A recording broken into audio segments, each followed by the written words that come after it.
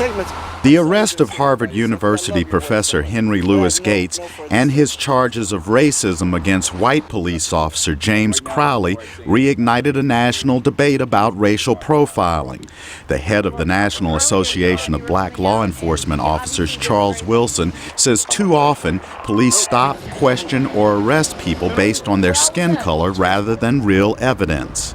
The institution of policing is and always has been inherently biased against people of color and low income. And you must accept that as a fact. Racial profiling is the practice of using race or ethnic characteristics in determining whether a person is considered likely to commit a crime. For example, statistics show black drivers are much more likely to have their cars stopped and searched than white drivers. Scott Newman, a hotel manager in Washington, D.C., says that happened to him. Pulled over for no reason whatsoever, not speeding, and they just unpacked my entire car for no reason at all, looking for drugs or something, but found nothing.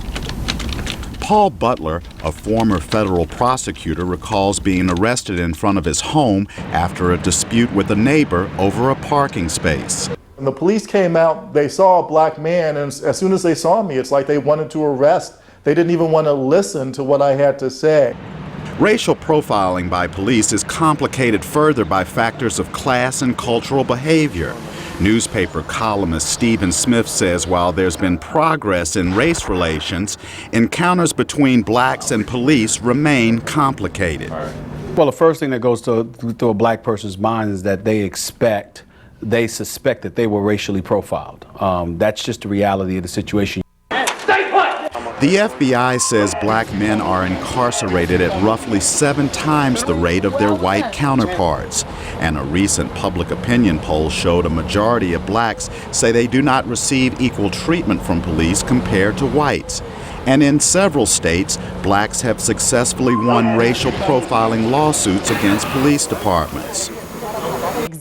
Rebecca Hedden, a staff attorney with the ACLU, says racial profiling affected encounters in the 1960s between civil rights activists and white police officers. But Hedden says things have improved somewhat since then.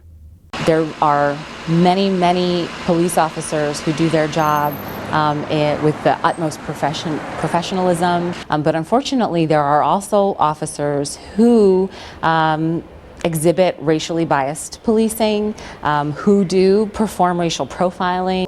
Retired New York State Trooper Pete Rubino says policing has come a long way, but a lot more improvement is needed.